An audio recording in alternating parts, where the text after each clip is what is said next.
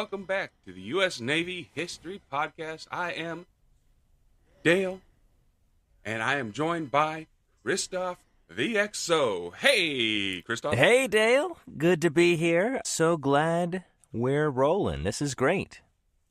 He's making fun of me because I forgot to hit record the last time. Well, yeah. But you're doing a great job. You run a tight ship, and you were keeping me on my toes, so I appreciate that. Thank you. I will accept your sucking up. All right. So we are going to attempt to finish the Revolutionary War today. So, are you ready to get underway? You bet I am. All right. So, we are going to be talking about the Caribbean theater. We're going to touch on that. So, in the Caribbean, Britain has a number of island colonies in the West Indies. And they were politically divided with respect to the issues that, eventually drove the 13 colonies to revolution. Some colonial assemblies had sympathy for the darned American rebels. Well, they wouldn't be darned if you had sympathy for them, right? They'd be like, oh, those chaps are all right. I was taking it from the British. Oh, okay, yes. But the outbreak of the war did not result in similar mobilizations in the Caribbean. The British actually drew resources from the Caribbean to support their wartime activities. At least, in the beginning. The main impact on the British in the West Indies was economic in the early going. The islands were dependent on North America for a number of different resources, including lumber and food. It's pretty important. Do you remember, or do you know who the population in the Caribbean was at this time? I want to say it was either... Well, that's the Spanish. No, the type of population. Oh, type of population? Enslaved. Yes, definitely. It was the enslaved population. All those plantations producing sugarcane. So the trade to the islands fell by a large margin when the Royal Navy began blockading ports in North America. I see where this is going. It's not good. Yeah. So the Americans started trading with the French and Dutch colonies in the Caribbean. Oh. The Dutch island of St. Eustatius became a major supply point where Dutch merchants and French traders did business with American merchants. And of course, this changed when France got into the fight. So when they get into the fight in 78, 79, the French governor at Martinique, who was the Marquis de Bourguignon, in August, he immediately planned and executed an invasion. Whoa. Of the Dominica Island. Yes. This happened September 7th of 78. I'm surprised. Well, the French and English are at war now. Why not take their Caribbean? Yeah, I could see like St. Kitts or even Bahamas, but I thought Dominica was Spanish. It was at the time the British West Indies. Ah, okay. So, well, then it's, right there for the picking. Let's see. The French admiral d'Estaing, after he failed to capture Newport, Rhode Island, sailed from Boston to the West Indies because he figured, I'm going to have more success down there. And Commodore William Hotham. Okay. Hotham was dispatched from New York to reinforce the British fleet in the West Indies because they were like, oh, geez, stuff's popping up down there now. That had to be really frustrating for the British. I mean, they had this humongous eastern seaboard to cover for all the colonies, and they were doing okay, but not great. And then it just got extended even farther. That's nuts. Yes. In retaliation for capturing Dominica, Admiral Samuel Barrington, who was the admiral in the islands, seized St. Lucia. Ooh. And then once Hotham arrived, he was able to fend off two small attacks on Barrington at the cul-de-sac of Santa Lucia.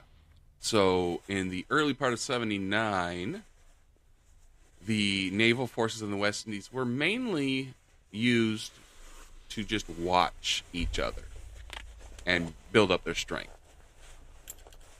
And about halfway through the year, D'Estaing captures St. Vincent and then Grenada.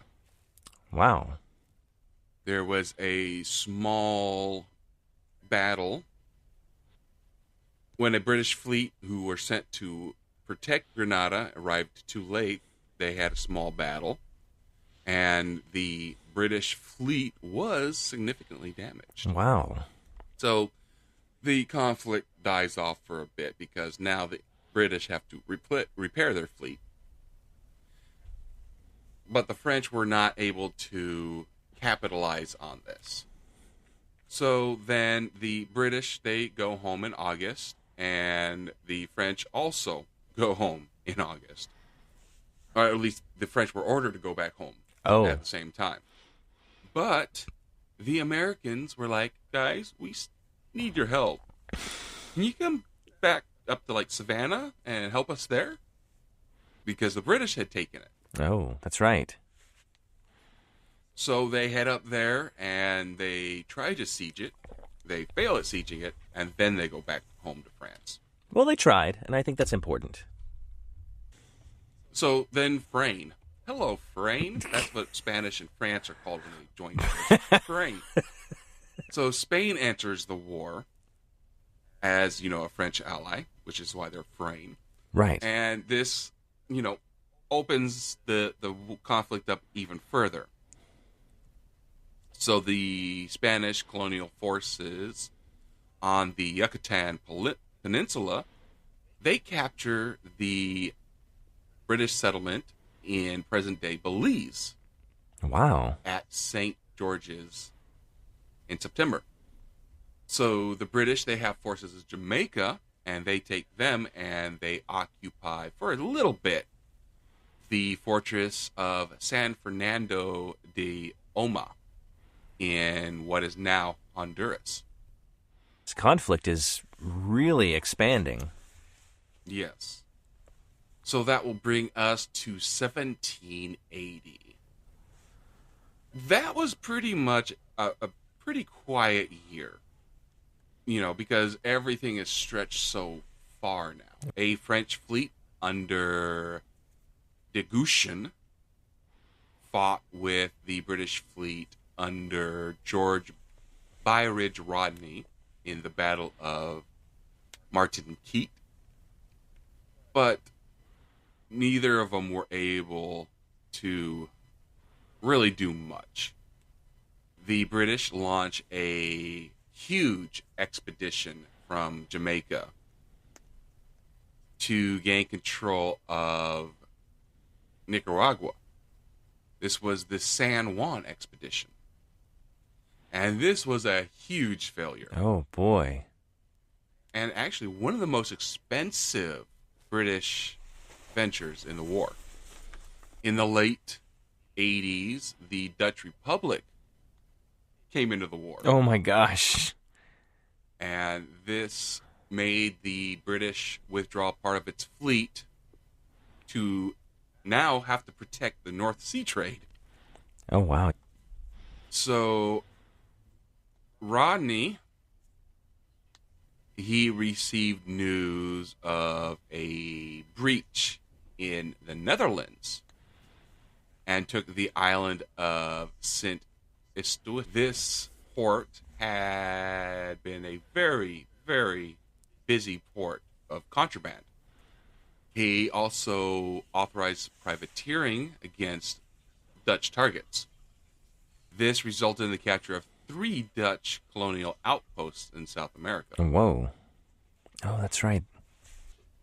Rodney was accused of just concentrating so hard on seizing and selling the prizes taken at the St. that he would not allow his second in command, a guy named Sir Samuel Hood, to take proper measures to impede the arrival of French forces. Oh, no. Yeah. The French, they reached the island with reinforcements in April, driving Hood away. The French then did a diversionary attack on St. Lucia. This masked a detachment of his fleet to go and capture Tobago. Oh, that's okay. I was like, where in the world is that? But I'm used to the Trinidad being... Okay, got it. Mm-hmm. So then the French and the English, they engage in a series of pretty much fruitless operations trying to attack British holdings instead of, just going mono. Right. I mean, all this seems to me is a money grab. Like the Dutch and the Spanish getting into this, knowing that they're competitors in the Caribbean. It's like, hey, look at all that stuff they have and all that money that we could have for ourselves, whether it's even just claiming the prize ships or like you said, the actual plantations themselves. This just seems like an opportunistic grab, because I don't see like the Dutch attacking mainland England, even though it's right there, more or less. It's all, hey, this is where the money is. Well, I mean, there were still attacks on mainland England. The Americans had guys up there doing raids. Well, I remember one raid, but with France and Spain and the Netherlands being involved, I would think there'd be a lot more conflict in the English Channel. And maybe there will be. Maybe I'm jumping ahead and shouldn't be. Well, we're done with the English Channel. Okay. England proper. Yeah. So, well, I mean, the territory for this war is now even larger. It's encompassing like half the globe now. Yeah. I mean, we talked about off of India a couple episodes ago, and now it's getting into Central and South America. This is big. Yes. This could be World War Zero. Pretty much is, yes. So, Admiral Rodney, he made a decision that was a bad decision. Uh-oh. And he made it while sick. Okay. He decided to return half of his fleet to Europe at the start of the hurricane season. Well, that seems like it might be an okay decision. It's like, hey, there's going to be hurricanes. We should leave this area where there are hurricanes. But given that you've already preloaded that this was a bad decision, I have a feeling I know what's going to happen. That's because the French decided to send pretty much all of his fleet to North America. So this left the French merchant fleet with just minimal Spanish protection. Oh. But this resulted in a significant imbalance of naval power in favor of the French in North American waters. Huh. Yeah, I could see that. So the English are going to have even worse of a time resupplying their troops and getting, more troops that they need. Wow.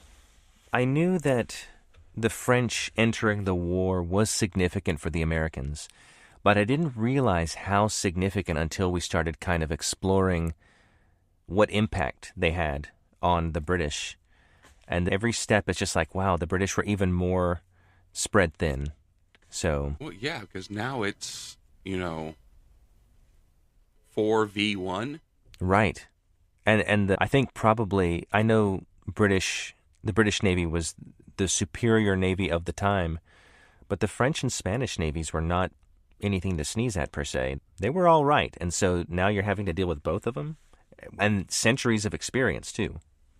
So the French, they take a long route back up to North America on purpose to try to avoid notice.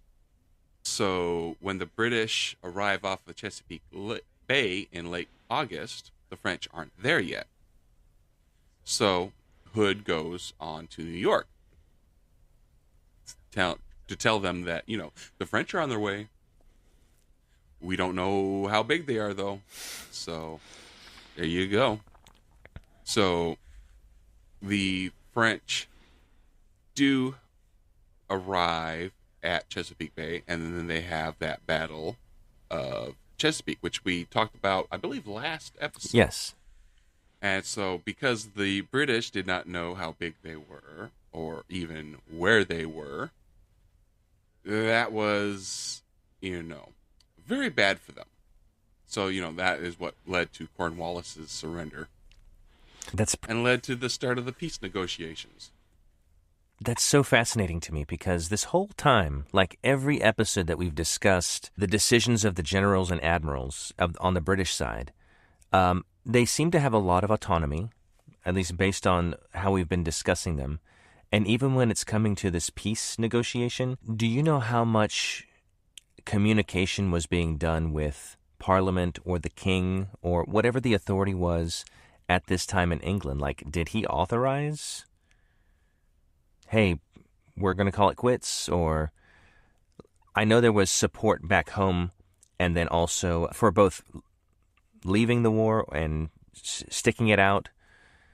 What was the decision-making chain here? Oh, it was all over the place, really, because, the king, he did not want to let it go. And some of the admiralties were like, oh, we can do this. But other of the admiralty was like, outclassed, outmatched. We can't do this anymore. So, it was a huge fight in Parliament. Yeah, I could see that. So the negotiations start. And so the French, they prepare a large convoy and reinforcements for the Antilles. This was to help support the French that were down there against Rodney. So de Grasse returns to the West Indies in November of 81, and Hood was following him. And the French resume attacks on the British holdings there. In January and February of 82, de Grasse captures St. Christopher, and a smaller French fleet retakes the Dutch South American colonies. And this was done by the Frenchman called Hersink. And another admiral, de Beers, takes St. Eustace back from Britain again. Wow. So the next objective for the French was to join with a Spanish fleet on an attack on Jamaica. Rodney was there and tried to stop it. And this was the Battle of the Saintes in April of 82. And, the British, they won that one. I'm curious how, like I know with the modern day influences or even still loyalties and ownership of sorts of a lot of the Caribbean is, but I'm wondering how it all shakes out after the peace negotiations. We'll be getting there. Yeah. I don't mean to rush you. Go ahead. You're doing great.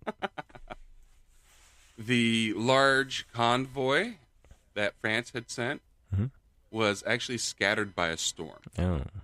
Oh, that's interesting because I never thought about it, especially in the radio age. You have a fleet. It gets scattered by a storm. You all kind of know where you're going to end up. Do you just trust you're separated from the entire rest of everyone else? You just keep going and then hope that you'll meet up with them there, or what is the plan? Yep. Okay. That's what it is. If anything happens, every captain knows what the destination is. So you just head there, and that's where the fleet regroups. Sometimes, the first boat will be there for a number of days waiting for everybody to get back. Golly. Yeah, how long do you wait until you stop waiting? It's like, yeah, it's been 2 weeks. We still haven't heard from Jeff. Probably not 2 weeks, but yeah, after a certain amount of time, you assume that the vessel was lost or was damaged to an extent they had to turn around and go back for repairs. So the British, they regroup all of their naval forces in the Caribbean. And the French, they set sail to land troops at Saint Domingue. Yeah. And this was for the assault on Jamaica. Okay. Is that the Cuban city? Or I'm thinking... Sorry, I used to play a game a long time ago called Pirates, and I got to know a lot about the geography of the Caribbean because you hit all these cities as a pirate, and just trying to remember where all of them are right now. This is modern-day Haiti. Haiti, okay. Caribbean island of Hispaniola. Oh, okay, yeah, that's on... So Haiti shares an island with the Dominican Republic. So, Saint Domingo... Okay, yeah, never mind. It's right there near Cuba. Right, yeah, right there. Mm-hmm. So the British, they give chase of the troop ships, and they were maneuvering to cut the French fleet off of the convoy. But they were only able to reach one vessel, which was the slowest one in the vanguard. Oh. And the French see this, and they were like, you know what? We can't just let them take the boat. Yeah. And so he ordered his entire vanguard to come around. Nice. The British still kept following them. And they engaged the entire French fleet on April 12th. The ship, the Ville de Paris, and 6 others were rendered dead in the water. And they were captured. Oh, wow. The French admiral was captured as well. And he was released the following year after the war was done. Whoa. I'm sure they treated him well. Not like that New York Harbor prison ship situation. Yeah. The story goes that the flagship's bridge had been completely razed by the British artillery. Whoa. And the admiral and 2 of his officers were the only 2 people standing, not having received wounds, when the ship finally surrendered. Wow. You got to hand it to them. It took them that much before they surrendered. That's crazy. Yeah. So that brings us to peace. When news of the St. T's reached the U.S., the Continental Congress had a decision to make. Whether to receive General Carleton, who had replaced Sir Henry Clinton, as Supreme Commander of the British land forces in America, and his proposition from the British government to fully recognize the United States' independence in return for America renouncing its alliance with France. Oh. But Congress did not let itself be influenced by news of the French defeat in the West Indies, and really just turned their noses up at it. Good. They refused to admit General Carleton. Ah. The U.S. declared that any proposition for a separate peace with, all the combatants now, there's like 4 of them. Mm-hmm. They declare that They said there will be no separate peace because that is high treason.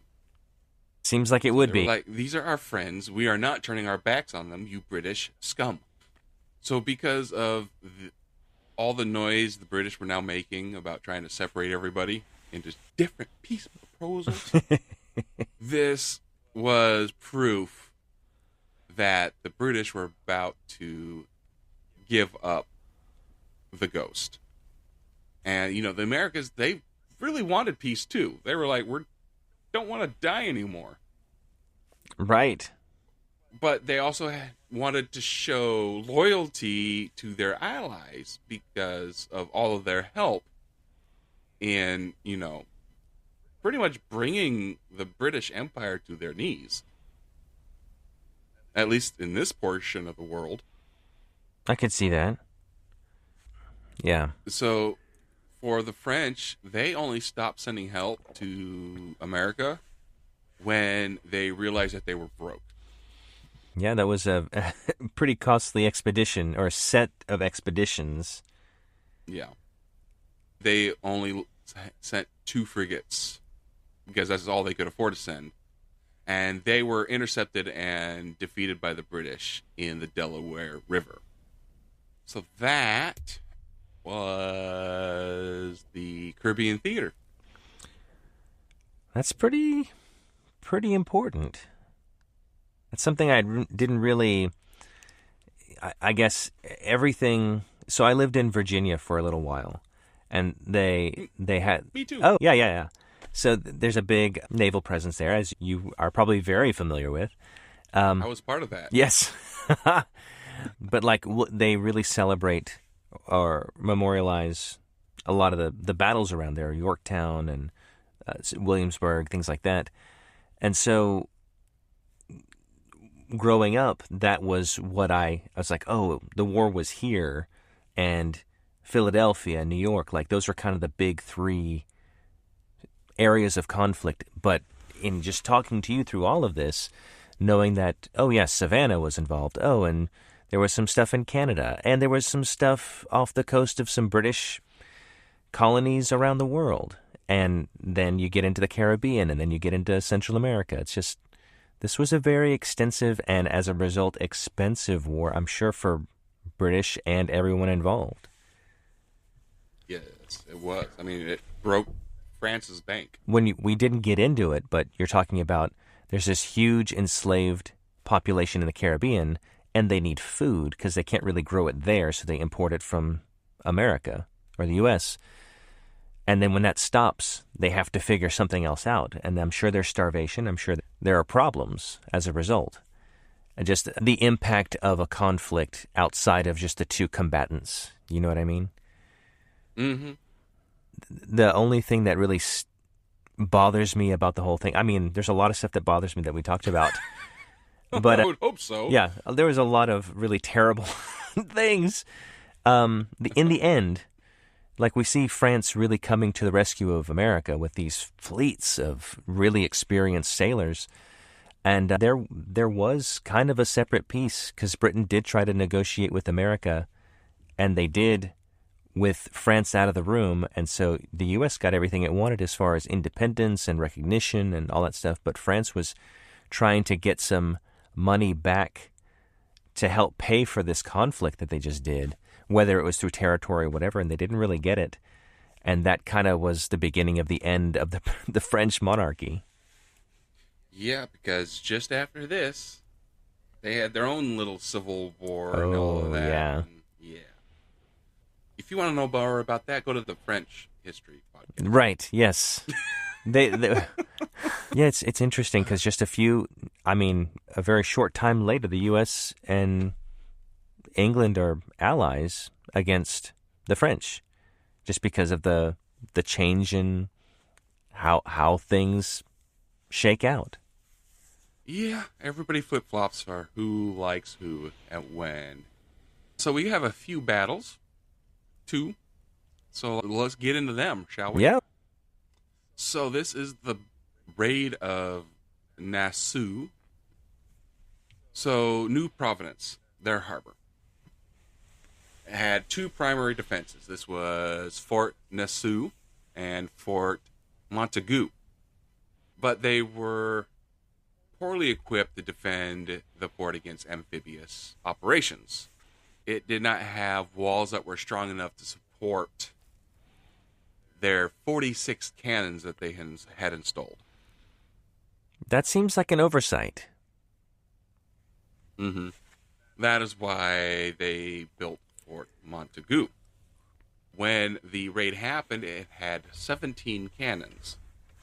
Most of the gunpowder and shot was at Fort Nassau. No, it's terrible. Yeah. So the fleet arrived at Baco Island on March 1st of 76, and the force captures 2 sloops owned by loyalists. And they pressed their owners to serve as pilots.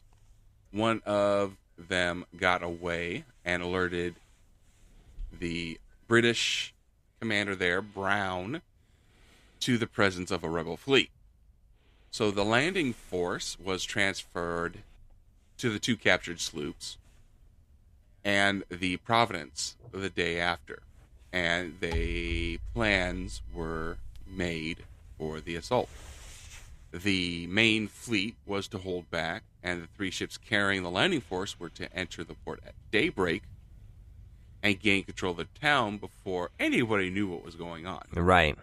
Now, the decision to land at daybreak turned out to be a mistake because an alarm was raised when the 3 ships were spotted in the morning light. They should have started earlier. Oh, yeah. This woke Brown up, and he ordered 4 guns fired from Fort Nassau to alert the militia.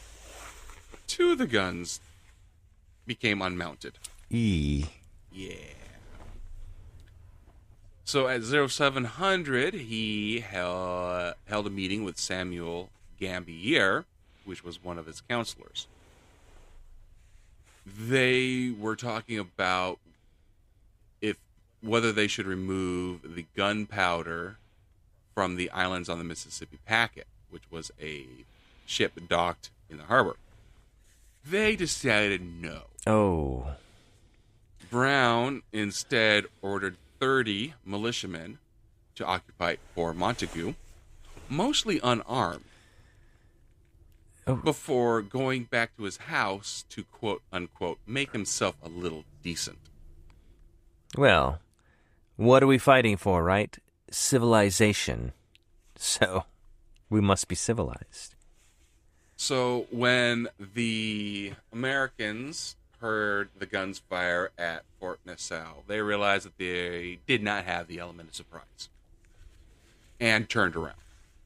The fleet then rejoined in Hanover Sound, which is about 6 nautical miles east of Nassau. There, they formed a new plan of attack. Hopkins, the lieutenant, a guy that you may recognize, John Paul Jones. Ah, yes. He suggested a new landing point, and he was like, I'm going to lead this assault. But he was unfamiliar with the waters. You know, unlike most of the captains, president, and the council. Right. So, more than likely, the landing force was actually led by the Cabot's lieutenant, Thomas Weaver, who was familiar with the area. It's good.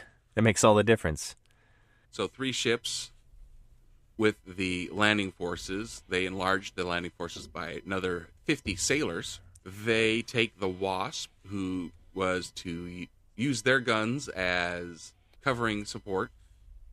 They go to a point south and east off of Fort Montagu, where they make a unopposed landing between 12 and 1400.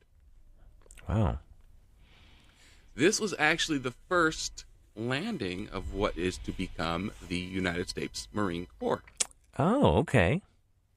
So a British lieutenant named Burke leads a detachment out from the fort to investigate what was going on.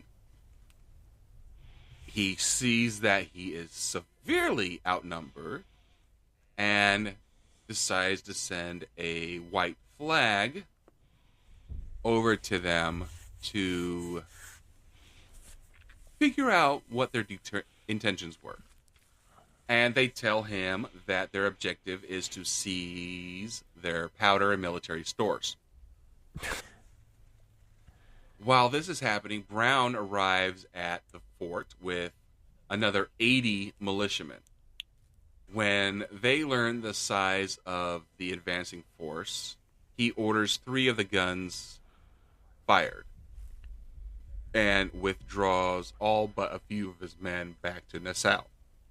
And he goes to the governor's house. Now, when his men sees him do this, they're like, oh, okay, we're going home. All right. And so most of the militiamen just return to their homes.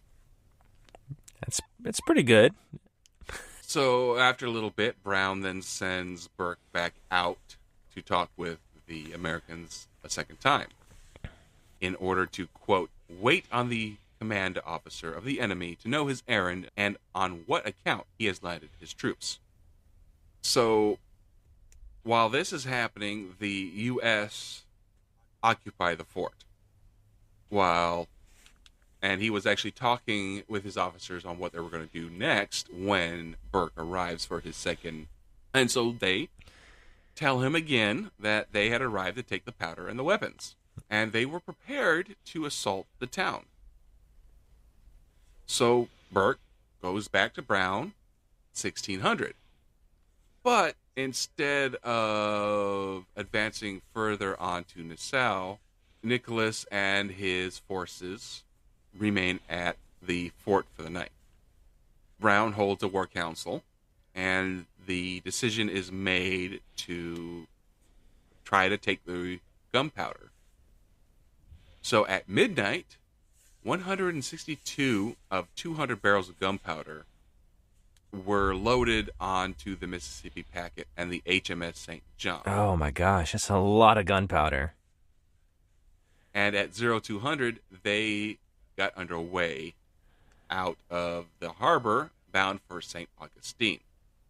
And this was able to happen because Hopkins had not posted any ships at all to guard the harbor's entrance. Seems like a mistake in retrospect. Yeah. So the next morning, the Marines occupy Nassau without any resistance. And this was because the British had left leaflets around town saying that they were out of there. Okay. So the town committee met with the Marines while they were marching up there and just handed them the keys. That is a way to avoid conflict, definitely. So the Americans, they stay there for 2 weeks. They loaded up as much weaponry as they could fit onto their ships, which included the remaining 38 casks of gunpowder. They pressed into service a local sloop, the Endeavor, to carry a lot of the war material. Now, Brown, he complained that the rebel officers consumed most of his liquor stores during this occupation. Sounds like us. And he also wrote that he was taken in chains, quote, like a felon to the gallows, when he was arrested and taken onto the Alfred. Yeah, well, if the shoe fits, right?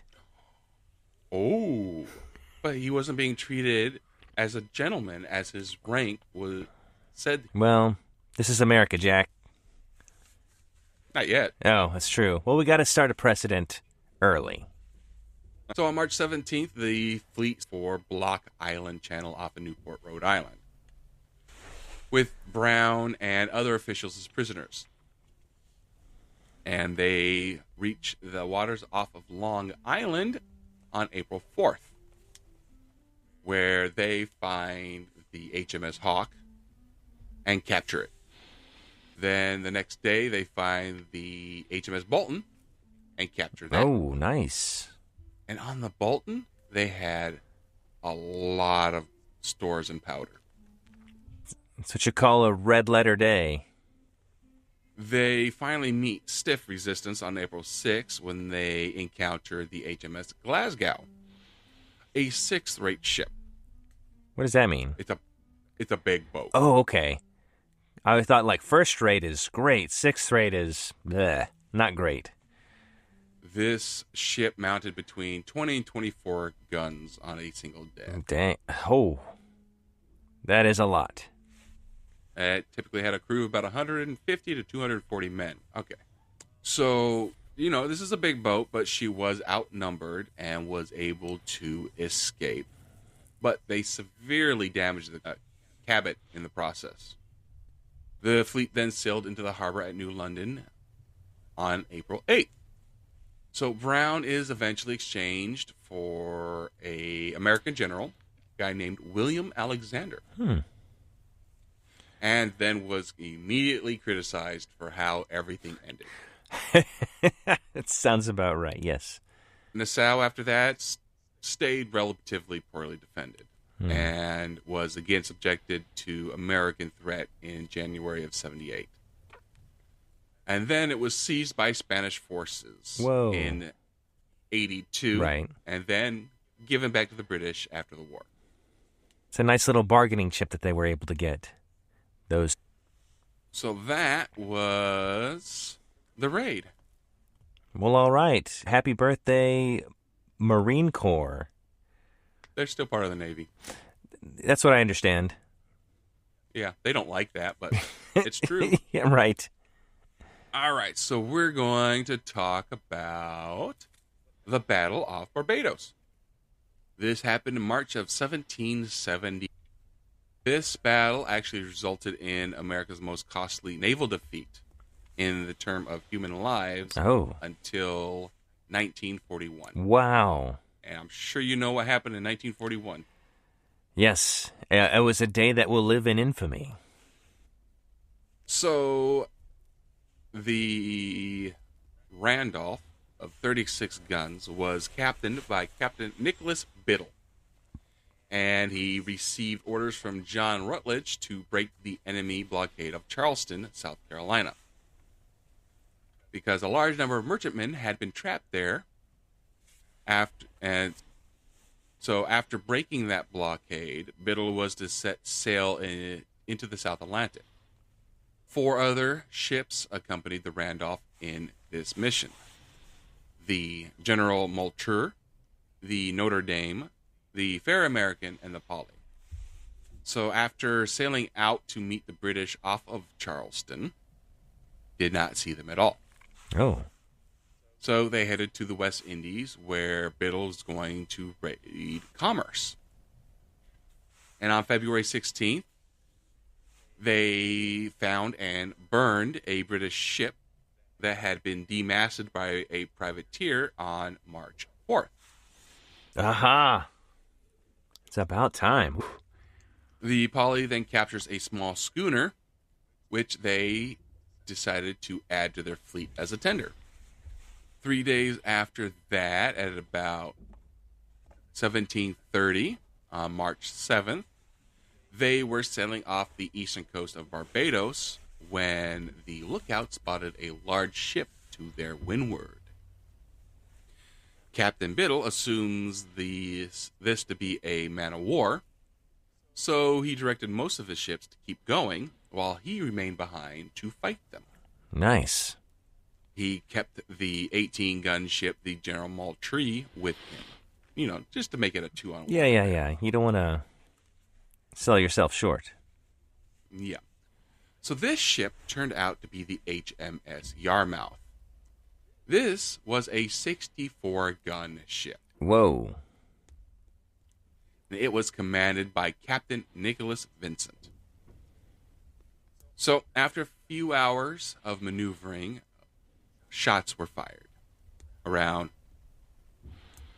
2100. Poof. This is when the Americans raised their colors and fired on them with a broadside. The British, they respond with a broadside of their own. Yeah, I bet they did. And for 20 minutes, they fired upon each other. Biddle was wounded early in the battle, but he continued to fight for a few minutes. They think that the shots that wounded him came from the General Maltreux.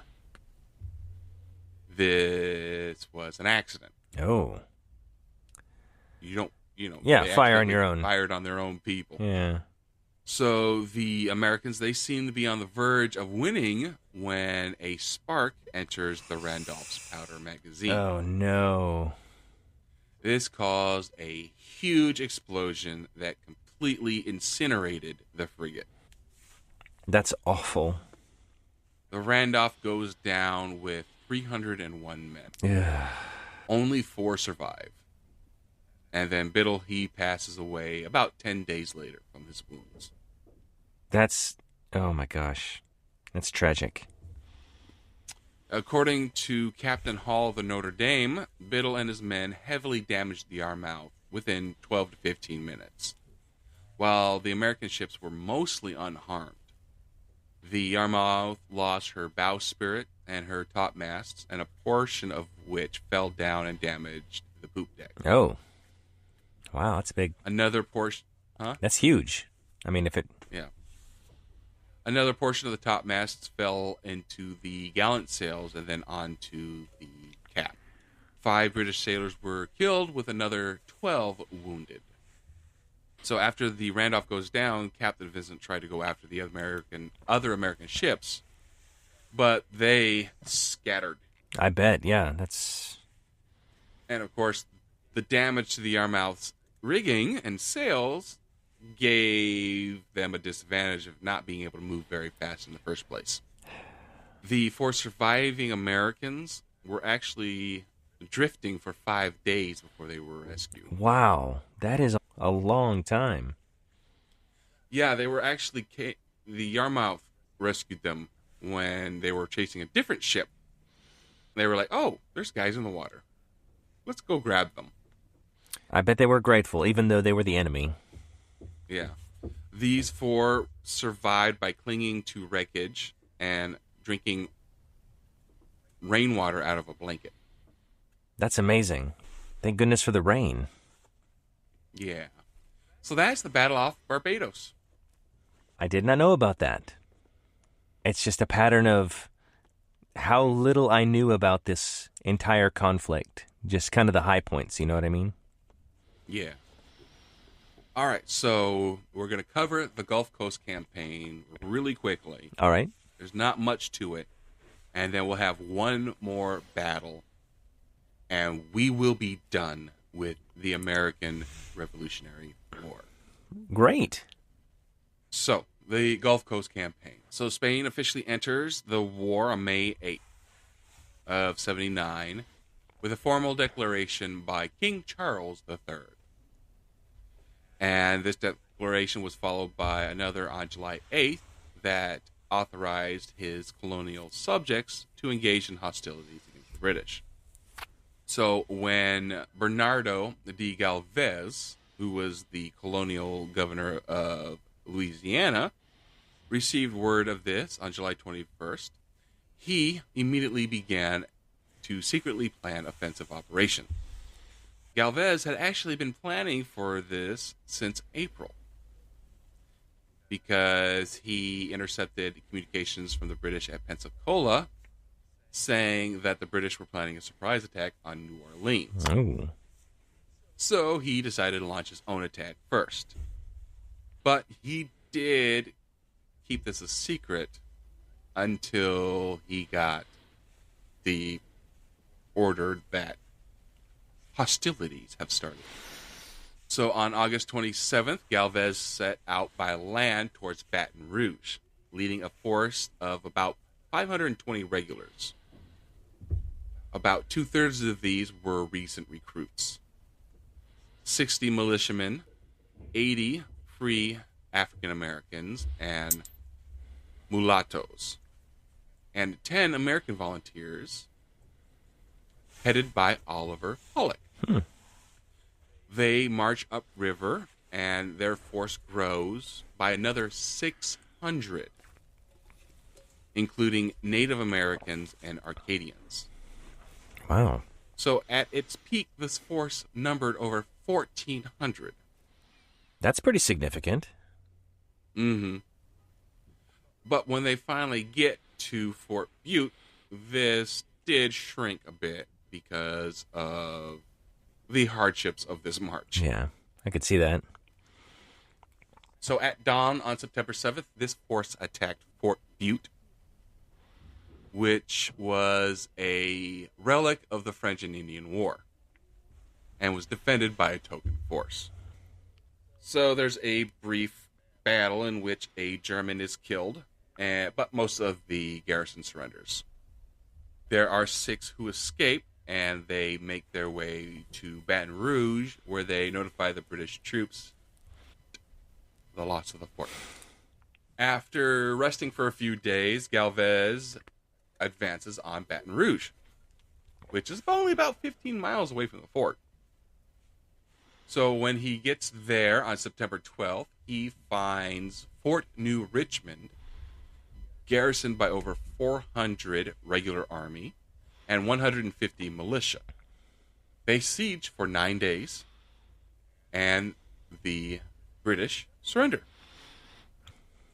Galvez then demanded terms that included the capitulation of 80 regular infantry at Fort Panmure, which was a well-fortified position that would have been really difficult to take. Yeah, definitely. That's a good way to negotiate it. So the British, they surrendered 375 regular troops. And Galvez had them disarmed and sent home. Galvez then takes 50 men to take control of Panmure. And then he dismisses his own militia companies. He does leave a sizable garrison at Baton Rouge and returns to New Orleans with about 50 men. So that will take us to Mobile. Galvez again embarks on an expedition to capture Mobile, which was one of the only major British military establishments left in West Florida. The other being Pensacola. He assembled 750 men at New Orleans. Wow. And set sail for Mobile on January 11th, reaching Mobile Bay on February 9th. He is joined on February 20th by a force of 450 from Havana and begin siege operations on March 1st. They bombard Fort Charlotte for 14 days. Golly. And breach their walls, which made its commander surrender. Okay, yeah. That's a long time to withstand a bombardment. Golly. Yeah. That's a rough 14 days.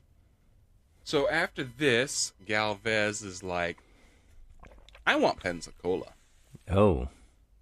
But unfortunately, that is when a hurricane strikes. So the remains of his forces either go back to Havana or New Orleans. And planning begins again for 1781. So the British authorities of Pensacola had, when they figured out that Spain was entering the war, attempted to shore up the West Florida's defenses. Mm-hmm. But they were not getting very many supplies. Most of that was going north. I can imagine, right. So that is why Galvez was able to be so successful. It makes sense. By the late 1780, he did receive some reinforcements and was able to recruit a significant force of local Native Americans to help bolster the defenses of Pensacola. And when Galvez's expedition was destroyed by that hurricane, it did make him think, I can take back Mobile. So in January of 81, he takes 700 men under the command of a guy named Captain Johann von Haxleden to go get it. but it was defeated No. when it attacked one of the forward Spanish defenses of Mobile. I was my breath to see what happened. Yeah, and the captain was killed. Oh. But this attack did prompt the Spanish authorities in Cuba to add to the garrison in numbers. Made them a lot bigger. Makes sense. So in February of 81, Galvez and the authorities in Cuba, they again launched an expedition against Pensacola. They eventually numbered about 8,000. So Galvez, with help from Spanish and French naval forces, they blockade Pensacola Harbor and then began sieging it. So by April 30th, the Spanish had placed cannons that could fully attack the main Pensacola defenses. A lucky shot hit the powder magazine in one of the outer defenses on May 8th. Oh, man. And the Spanish quickly captured this position. At this time, Campbell was like, well, we can't do nothing else. And they opened surrender negotiations. That's good. Yeah. The terms of surrender included all of the British West Florida possessions. Ooh. That's the Gulf Coast. Again, another aspect that I never hear about. But I'm glad it was included here because, I mean, our country has a lot of history, and this is a part of it, and it should be remembered. Yeah. Okay, so the last battle that we're going to talk about is the Battle of Lake. Oh, Pontchartrain. Nice. So, you know where this is, right? I do. It's right outside New Orleans. Or Nolans, as the locals say. Yeah. All right. So, there's a Navy captain in the Continental Navy named Captain William Pickles. Billy Pickles, yeah. I know him. Billy Pickles. He sails from New Orleans, as you said, Nolans, with a crew of 57 Americans and Spaniards. Now, to hide his intentions, Pickles flew a British ensign. So, this is where the term false flag operation comes from. Okay. Interesting.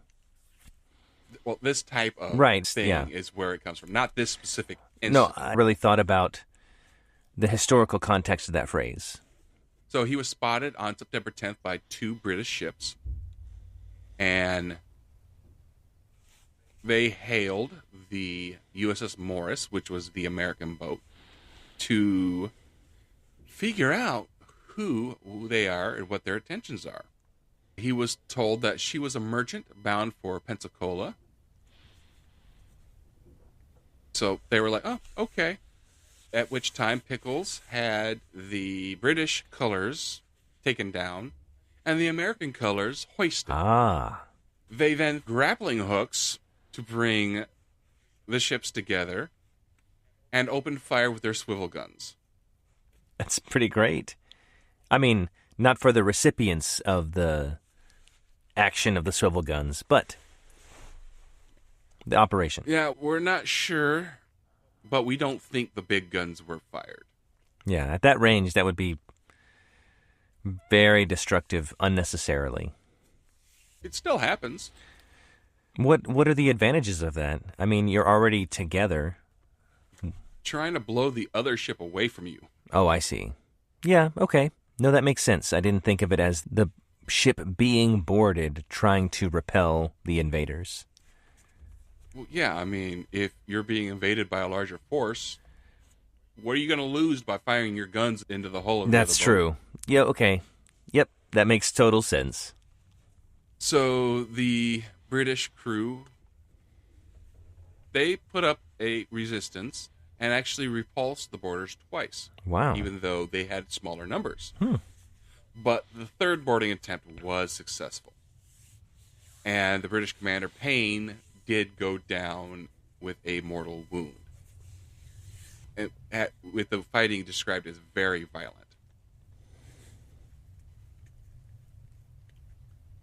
the two men in addition to Payne, while the Americans suffered between 6 to 8 dead. Wow. And several wounded. So after this battle, the Captain Pickles takes the ship back to New Orleans, or as you like to say, Nolans. Well, I've heard it both ways. I like both. And Pollock outfits her to be used by them. Nice. And Pickles, they just cruise with her in West Florida's waters while Governor Galvez marches up the Mississippi. Well, there we go. Pickles does assist Galvez in the Battle of Fort Charlotte. And, of course, as we talked about earlier, this is when they capture Mobile. Mm-hmm. And then after that, they take her over to Philadelphia and sell her. That's great. Yeah, the market's hot up there, so that's good. And that's the battle. And that's the war, right? And that's the war. Whoa. We are done. We did it. With this war. Great job, Dale. Oh, thank you. Great job to you, too. Well, hey, if I could sit here and ask stupid questions all day and get paid for it, I'd be a rich man. But I'll just settle for asking stupid questions all day for free. So, at the end of our episodes, we honor one of our fallen angels with the help of HeroCards.us. And today, we are going to honor Rear Admiral Rembrandt C. Robinson. His hometown was Clearfield, Pennsylvania. He served on the USS Providence, Cruiser Destroyer Flotilla 11. He received the Distinguished Service Medal twice with Gold Star, the Bronze Star twice with Gold Star, and the Combat V. His date of sacrifice was May 8th, 1972, killed in action in the Gulf of Tonkin, South China Sea, North Vietnam. He was 47. Rear Admiral Rembrandt Cecil Robinson served in the United States Navy for 26 years in 3 conflicts: World War II, the Korean War, and the Vietnam War. He was born in Clearfield, Pennsylvania on October 2nd, 1924, to Isaac and Helen Bailey Robinson. He attended Pennsylvania State College in the town of State College before enlisting in the U.S. Naval Reserve on June 5th, 19. Appointed as a midshipman, Robinson attended the Naval Reserve Midshipman School on the USS Prairie State IX-15 and was commissioned as an ensign in the U.S. Naval Reserve on October 26, 1944.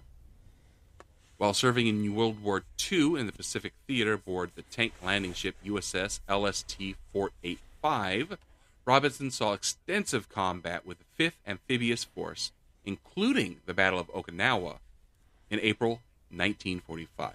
Wow. The operation included over 60,000 U.S. forces and was the final island battle before a planned invasion of mainland Japan. After the war, his ship assisted with the evacuation of refugees fleeing communist forces in China.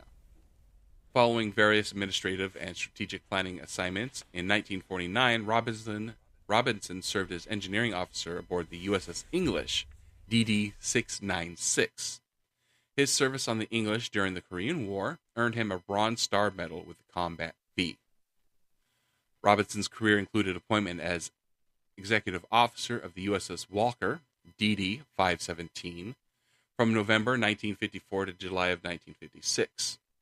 He was the first commanding officer of the USS Charles Berry, DE-1035, serving from November 1959 to November 1960. He took command of destroyer USS Brantford, DD-545, from December 1960 until January 1962. Throughout his 26-year Navy career, Rembrandt Robinson's capabilities drew the notice of his superiors. He received early promotions 3 times, and on September 1st, 1970, advanced to the rank of Rear Admiral. At age 44, he was one of the youngest to achieve a flag officer rank in the history of the U.S. Navy. Wow.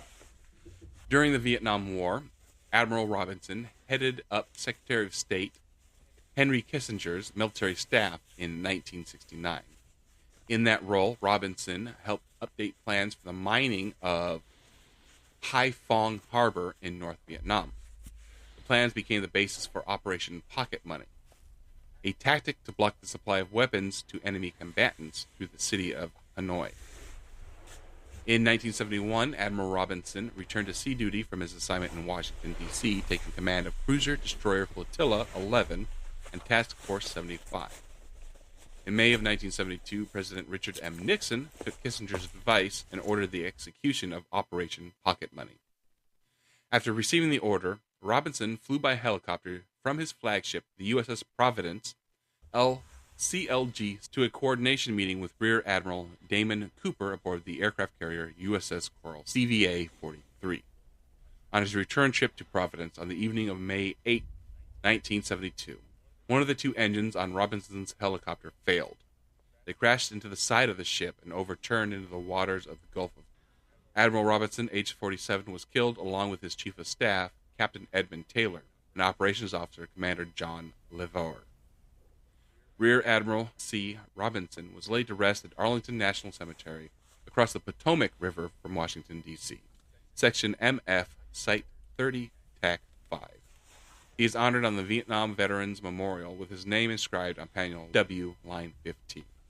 So, Rear Admiral Rembrandt C. Robinson, we thank you. Thank you.